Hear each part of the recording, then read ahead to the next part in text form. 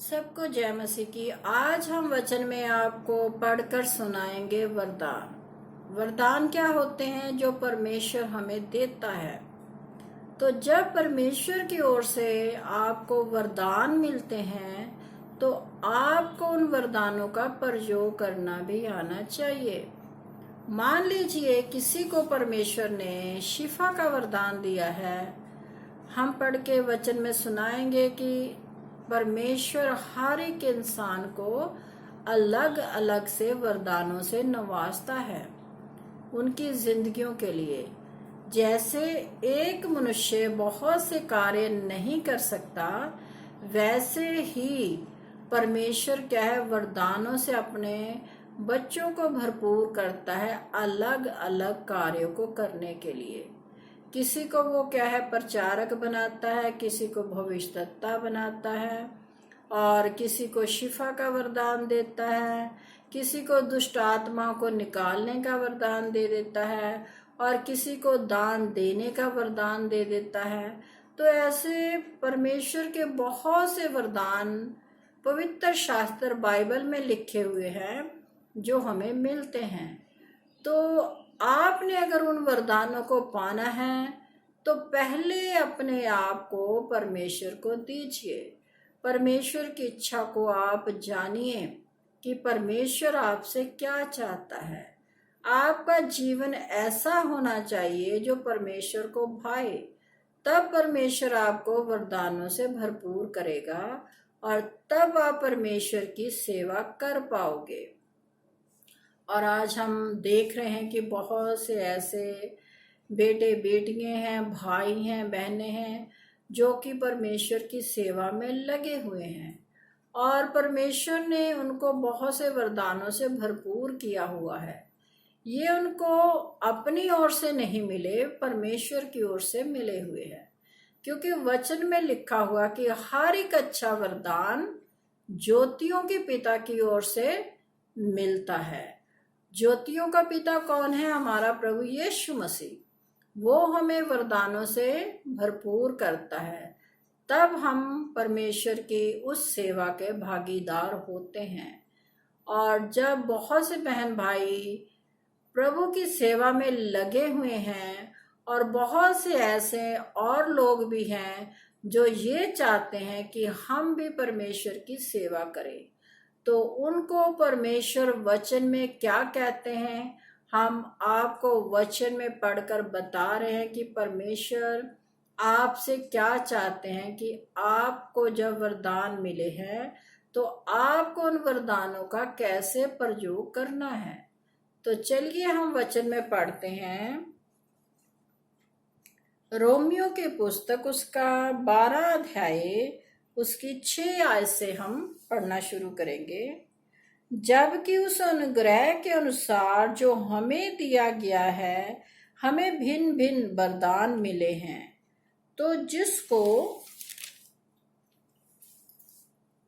भविष्यवाणी का दान मिला हो वह विश्वास के परिणाम के अनुसार भविष्यवाणी करे। यदि सेवा करने का दान मिला हो तो वो सेवा में लगा रहे। यदि कोई सिखाने वाला हो तो सिखाने में लगा रहे। जो उपदेशक हो वह उपदेश देने में लगा रहे। दान देने वाला उदारता से दे। जो अगुवाई करे वह उत्साह से करे। जो दया करे वह हर्ष से करे। तो ये क्या है? प्रभु के वरदान है जो हमें परमेश्वर की ओर से मिलते हैं। तो परमेश्वर वचन में हमें साफ साफ बता रहे हैं कि ये जो सब वरदान मैं तुमको दूंगा तो इसके अनुसार ही तुमने कार्य करने हैं। और जब तुम इस कार्य में लगो तो तुम्हारा क्या है, स्वभाव भी अच्छा होना चाहिए, लोभी लालची नहीं होने चाहिए। ये नहीं कि आप भविष्यवाणी कर रहे हैं किसी के लिए तो उसके एवज में आप उनको कहो कि हमें धन दे। हमने बहुत से ऐसे सेवकों को देखा है जो सेवा तो करते हैं परमेश्वर की, लेकिन क्या है, धन के लोभी हैं। तो जब परमेश्वर आपको वरदान देता है तो आपको धन के लोभी नहीं बनना, जो वचन में भी लिखा हुआ है कि हर प्रकार का लोभ जो होता है, संसारिक लोभ, पैसे का लोभ, वो क्या है, बुराइयों की जड़ होता है। और आप जानते हैं कि जब किसी के पास बहुत सा पैसा हो जाता है तो वो क्या है, फिर उसमें अहंकार आ जाता है। अहंकार के कारण परमेश्वर उससे क्या है, दूर हो जाता है। फिर उसके जीवन में परमेश्वर का वास नहीं रहता। तो प्रभु के सेवकों को जो ये वरदान मिले हैं, तो उन वरदानों को आप प्रयोग कीजिए और परमेश्वर की कलीसिया की रखवाली कीजिए और अपने वरदानों से वो भलाई के सारे कार्यों को कीजिए जो परमेश्वर आपको करने के लिए कहता है। और वचन में जो परमेश्वर ने आपसे कहा हुआ है उस पर आप चलिए। और आगे चलकर लिखा गया है कि प्रेम निष्कपट हो, बुराई से घिन करो, भलाई में लगे रहो, भाईचारे के प्रेम से एक दूसरे से स्नेह रखो, आशा में आनंदित रहो, क्लेश में स्थिर रहो, प्रार्थना में नित्य लगे रहो, पवित्र लोगों को जो कुछ अवश्य हो उनमें से उनकी सहायता करो। तो वहां पर जो परमेश्वर ने कार्य भी लिख दिए है कि जब आपको वरदान मिले हैं तो आपने उन वरदानों के अनुसार कार्य भी करने हैं। तो परमेश्वर के वचन पर आप चलिए और परमेश्वर के लोगों की जो कलीसिया है उनकी जिंदगी के लिए आप प्रार्थना कीजिए ताकि परमेश्वर आप पर वो वरदानों की वर्षा हमेशा बनाए रखे। क्योंकि आप वचन में पढ़ते भी हैं कि जब परमेश्वर किसी को वरदानों से नवाजता है, अगर वो उन वरदानों के अनुसार कार्य नहीं करता तो परमेश्वर अपने वरदानों को वापस ले लेता है। इसलिए किसी के साथ पक्षपात मत कीजिए और परमेश्वर के लोगों के जैसे प्रभु यीशु मसीह ने पतरस से 3 बार यही कहा था कि मेरी भेड़ों की रखवाली कर। तो वैसे ही परमेश्वर हमसे भी कहता है कि जो परमेश्वर के भेड़े हैं, परमेश्वर के दास हैं, उनको क्या, उनकी रखवाली करनी है, उनको प्रभु के वचन के अनुसार चलाना है, उनके जीवन को बदलना है। और जब आप परमेश्वर की कलीसिया की रखवाली करेंगे, अगर वचन में लिखा हुआ है कि अगर आप धरती पर रहते हुए किसी एक रूह को भी बचा लेंगे परमेश्वर के राज्य के लिए, तो परमेश्वर तुम्हें बहुत सारी बरकत और आशीष से नवाजेगा। तुम्हारा जीवन क्या है, धन्य हो जाएगा।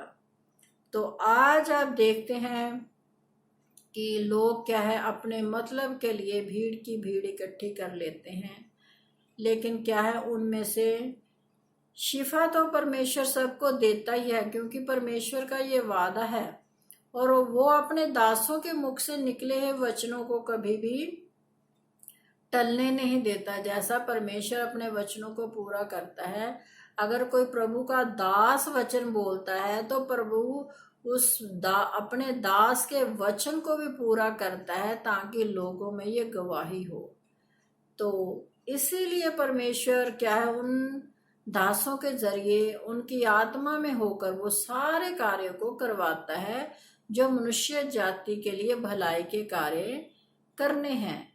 तो आप परमेश्वर की सेवा करते हुए कलीसिया ऐसे तैयार कीजिए जो सच में, जैसा वचन में लिखा हुआ कि उस कलीसिया में ना कोई दाग, ना धब्बा, ना झुर्री हो। कहने का भाव ये है कि जब आप परमेश्वर के लिए रूहों को तैयार कर रहे हैं तो उनकी जो कमियां हैं उनके जीवन में, उनको भी आप दूर कीजिए। ये नहीं कि बहुत से लोग क्या करते हैं कि वो प्रभु यीशु मसीह पर भी विश्वास रखते हैं और क्या है, इधर उधर भी घूमते रहते हैं। बहुत से क्या है, ओझो बाबों के पास भी जाते रहते हैं। तो ऐसे लोगों से परमेश्वर वचन में लिखा हुआ है कि ऐसे लोगों को आप छोड़ दो जो ऐसे कार्य करते हैं। एक तरफ तो वो प्रभु यीशु मसीह पर भी विश्वास रखते हैं और दूसरी तरफ ऐसे ऐसे कार्य करते हैं जो परमेश्वर को पसंद नहीं है। तो फिर आपको भीड़ लगाने का कोई फायदा नहीं है। इससे क्या है, आप दोषी ठहरेंगे। आप उनका जीवन देखिए, आपने उनका जीवन बचाना है, ना कि उनका जीवन नाश करने के लिए देना है। तो आप उन्हें सख्ती से मना कीजिए, चाहे आपके पास कलीसिया कम ही क्यों ना हो, लेकिन सच्ची कलीसिया होनी चाहिए जैसा परमेश्वर चाहता है। पाक पवित्र कलीसिया जिसमें ना कोई दाग हो, ना धब्बा हो, ना झुर्री हो, ना उनमें कोई गुनाह हो। तो फिर आप परमेश्वर के क्या है, स्वर्गीय राज्य के वारिस होंगे और वो कलीसिया भी स्वर्गीय राज्य की वारिस हो जाएगी। तो जब परमेश्वर ने आपको ये सब वरदान दे दिए, आपको वरदानों की भरपूरी से भर दिया है, तो परमेश्वर की इच्छा के अनुसार आप चलिए और परमेश्वर की इच्छा को पूरा कीजिए। तो सबको जय मसीह की। आपको अगर मेरा ये वीडियो अच्छा लगता है तो आप इसे लाइक कीजिए, शेयर कीजिए अपने बहन भाइयों के साथ और परमेश्वर के वचन को फैलाइए और परमेश्वर से बहुत सारी बरकत और आशीष को पाइए। सबको जय मसीह।